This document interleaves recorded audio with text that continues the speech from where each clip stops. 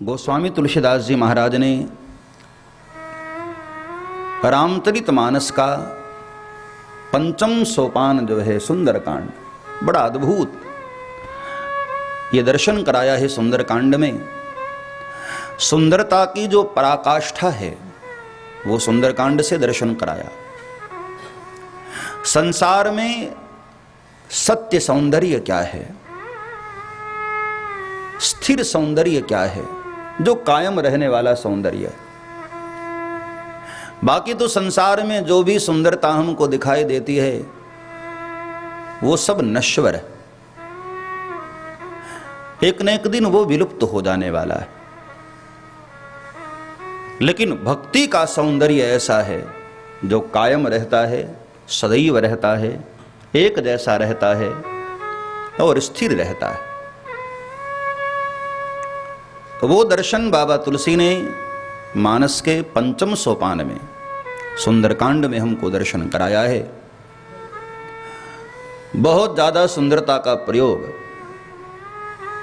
सिंधु तीर एक भूधर सुंदर, जहां से हनुमान जी ने यात्रा शुरू की वो पर्वत सुंदर। तब देखी मुद्रिका मनोहर राम नाम अंकित अति सुंदर। जिस मुद्रिका को लेकर हनुमान जी गए वो मुद्रिका सुंदर।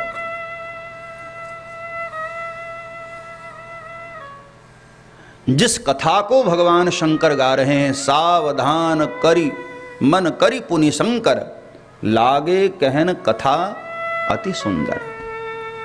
भगवान की कथा सुंदर और सुंदरता कहूं सुंदर करई, छवि गृह दीप शिखा जनु बरई। अशोक वाटिका में बैठी हुई हमारी किशोरी जी, वह तो परम सौंदर्य। और भी छोटी मोटी सुंदरता का प्रयोग बाबा तुलसी ने सुंदरकांड में किया। सुनहु मात मोहि अतिशय भूखा, लागी देखी सुंदर फल रूखा। वहां भी सुंदर। और कनक कोट विचित्र मन कृत सुंदरायतना घना। लंका नगरी को जब हनुमान जी महाराज ने गिर पर चढ़ी लंका ते ही देखी, एक पर्वत पर छलांग लगाकर जब हनुमान जी ने लंका नगरी को देखा तो लंका नगरी बाहर से बड़ी सुंदर थी। इन तमाम सौंदर्य के बीच बाबा तुलसी मानो हम सभी जीवों को बताना चाहते हैं कि बाहरी जो सौंदर्य दिखाई देना उसको वैराग्य की पर्वत पर चढ़कर तौलना, उसकी तुलना करना कि बाहरी चकाचौंध जो है क्या हकीकत में वो सुंदर है। जब हनुमान जी महाराज ने पूरी लंका जला दी तो दो चीजें बच गई। एक विभीषण कर गृह नाही, एक विभीषण का घर और दूसरा सियाजू जहां बैठी थी वो स्थान। बाकी तो पूरी लंका उलटी पलटी लंका सबदारी, ये दो चीजें बच गई। बहुत सारे रहस्य बाबा तुलसी ने इसमें छुपा रखे हैं। जो मानस में निरंतर पाठ करने वाले भक्त हैं, जो इसमें गोते लगाते रहते हैं, उनको मानस के सब रत्न मिलते रहते हैं। विगत 5-6 दिनों से हम लोग सुंदरकांड की सुंदरता पर हम लोग चर्चा कर रहे हैं कि सुंदरकांड की ऐसी कौन सी सुंदरता है जिसके लिए बाबा तुलसी इतने प्रभावित हो गए कि नाम ही रख दिया सुंदरकांड। हाँ, अन्य घटनाओं को लेकर अलग अलग कांडों के नाम हैं, लेकिन सुंदरकांड एक ऐसा है जो घटना विशेष पर नहीं, व्यक्ति विशेष पर नहीं, पूरा कांड ही सुंदर है। भाई देखो, अवसर मिले तो लाभ ले लेना चाहिए।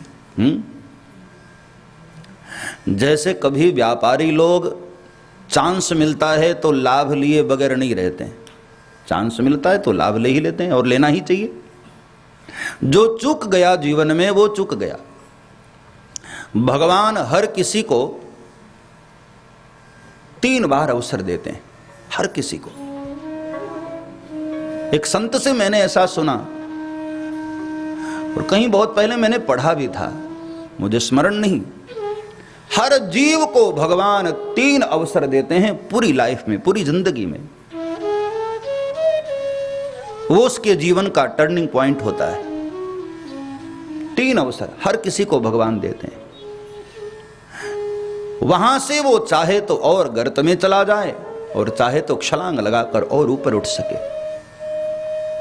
और हर क्षेत्र में, व्यापारिक क्षेत्र में हो अथवा तो आध्यात्मिक क्षेत्र हो, उन्नति का क्षेत्र हो, हर जीव को भगवान 3 मौके देते हैं, 3 अवसर देते हैं।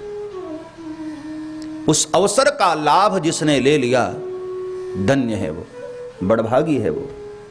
अवसर को पहचान जिसने लिया। इस वक्त हम लोग एक आध्यात्मिक यात्रा पर निकले हैं। विगत 5-6 दिनों से हनुमान जी महाराज की साधना का अवसर मिला है, परमात्मा ने दिया है। और विश्व में न जाने कितने लाखों लोग इस वक्त कथा से जुड़े, परंतु साधना करने का अवसर भगवान कुछ लोगों को देते हैं, हर किसी को नहीं। यह चांस हर किसी को नहीं मिलता है। किसी किसी के भीतर कहूं कहूं वृष्टि शारदी थोरी, यह ऐसी कृपा की बारिश है कि किसी किसी के हृदय में आ रही है। भीतर से प्रेरणा उठती है कि नहीं, इस अवसर का हमको लाभ लेना है। वो लोग इस अवसर का लाभ ले रहे हैं। कल मैंने चर्चा किया, हनुमान जी का जो सप्तमुख रूप है, वो हमें 7 अपराधों से मुक्त करता है, जो हर जीव से लगभग लगभग होती है। असत्य, अशौच, अभक्ष्य। कहीं ना कहीं जीवन में हम थोड़ी बहुत तो झूठ बोल ही देते हैं भैया। कोई लाख कितना भी बच करके रहे, लेकिन झूठ निकल ही आता है।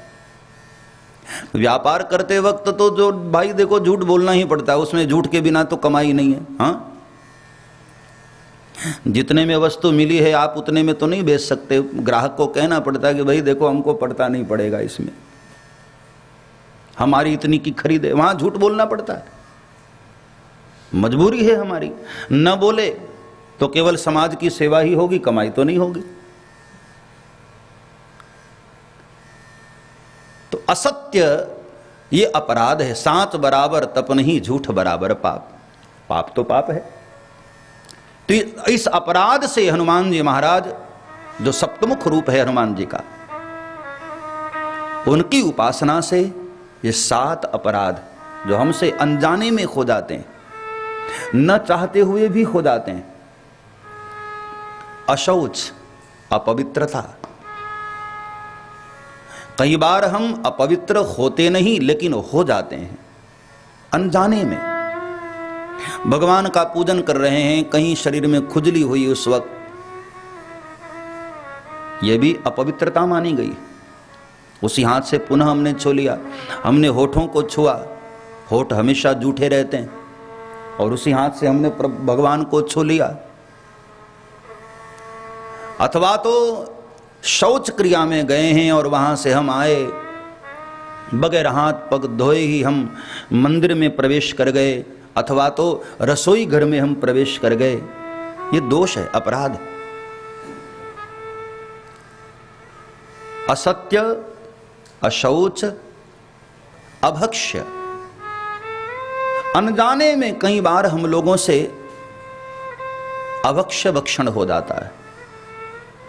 कहीं होटल में भोजन करने गए, किसी रेस्टोरेंट में भोजन करने गए, वहाँ न जाने कैसे सावधानी से कैसे उसने बनाया है, उसमें कोई कीड़े मकोड़े, कोई जीव जंतु आ गए, वो अभक्ष्य सेवन, वो अपराध है। और कई बार न चाहते हुए भी हमसे अनजाने में हिंसा हो जाती है। अक्सर देखो गर्मियों में मच्छर बहुत होते हैं। मच्छर ने डसा और हमारा हाथ धोखे से हम न मारना चाहे, फिर भी कई बार बेचारा मर जाता है। चलते रहते हैं, पग के नीचे न जाने कितने कीड़े मकोड़े, कितनी चींटियां आकर मर जाती। ये हिंसा, ये पाप है, ये अपराध है, ये अनजाने में किया गया अपराध। और कई बार हमसे अनजाने में कपट हो जाता है। हम करना नहीं चाहते हैं लेकिन हो जाता है। किसी की कोई बात हमें पता चली और उससे हम बातें करते हैं, मन में कुछ और होता है, जुबान पर कुछ और होती है, ये कपट होता है।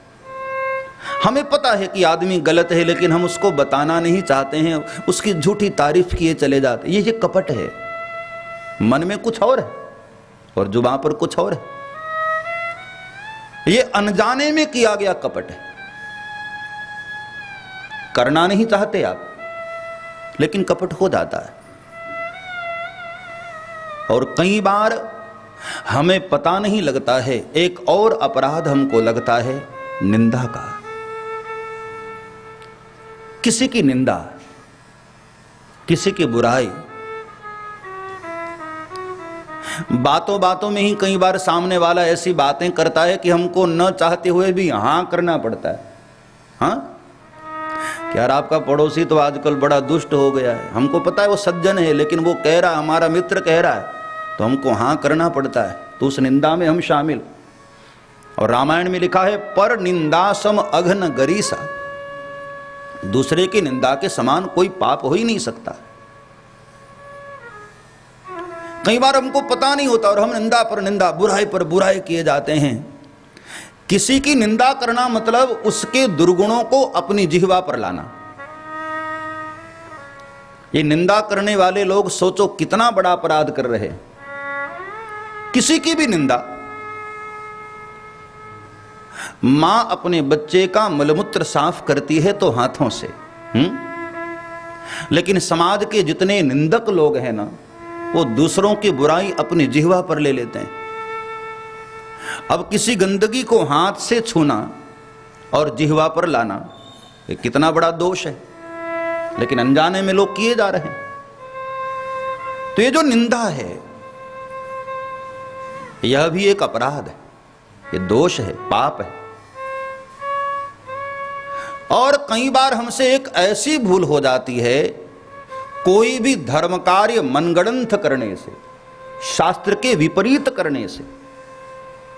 हमने कोई व्रत किया और उस व्रत में हमने अपनी बुद्धि लगा दी कि नहीं नहीं नहीं, नहीं ये हमारा तो भाव ऐसा ही, हम ऐसा ही करते हैं। शास्त्र कुछ और कर रहा है और तुम कुछ गड़बड़ अपनी तरफ से किए जा रहे हो। शास्त्र के विरुद्ध कार्य करना यह भी एक अपराध है, यह दोष है। इन 7 प्रकार के दोषों से हमारे हनुमान जी महाराज बचाते हैं। यदि जीव सप्तमुखी हनुमान जी की साधना करता है और इन 7 अपराधों के दुष्परिणाम स्वरूप हमें सप्त जो बड़े कठोर नरक हैं वहां जाना पड़ता है, और कहीं न कहीं वह दोष हमारे परिवार को भी लगता है। जब धर्म लगता है तो प्यारे दोष भी लगता होगा।